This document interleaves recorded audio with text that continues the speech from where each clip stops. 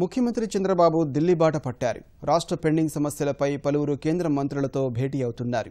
కేంద్ర ఆర్థిక మంత్రి అరుణ్ జైట్లీతో సమావేశమైన చంద్రబాబు పోలవరం ప్రాజెక్టుకి రావాల్సిన నిధులతో పాటు 2014-15 సంవత్సరంలో రెవెన్యూ లోటు కింద ఇవ్వాల్సిన మొత్తం గురించి చర్చించారు.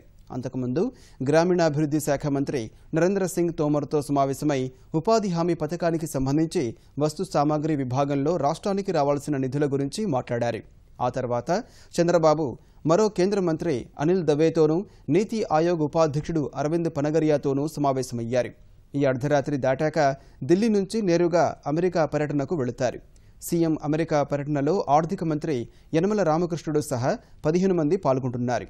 ఈ నెల 8న కాలిఫోర్నియాలో జరిగే అమెరికా భారత్ వ్యాపార మండలి సదస్సుకు చంద్రబాబు హాజరు కానున్నారు.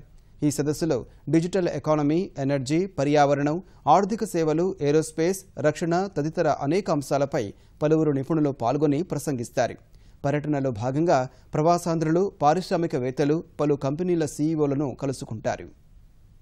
డెవలప్మెంట్ మినిస్టర్ గారితో మన రోడ్లకు కానీ రూరల్ డెవలప్మెంట్లో మన్రేగా ప్రోగ్రాంలో ఉండే పెండింగ్ పేమెంట్స్ గురించి చెప్పటం, తర్వాత ఫ్యూచర్లో ఏ విధంగా చేయాలి, ఎందుకంటే ఉపాధి పథకం కింద చాలా ఫండ్స్ ఉన్నాయి. మనకి భారతదేశంలోనే బాగా చేస్తున్నాము, ఆంధ్రప్రదేశ్ చాలా బాగా చేస్తుందని కూడా మంత్రి గారు చెప్పడం జరిగింది.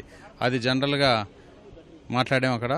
ఆ తర్వాత ఫైనాన్స్ మినిస్టర్ గారితో ఓవరాల్గా ఉన్నాయి. ఇప్పుడు జీఎస్టీ ఆఫీస్ ఒకటి తిరుపతిలో ఓపెన్ చేసే విషయం ఒకటి మాట్లాడాం, అది కూడా ఆయన ఓకే అన్నారు.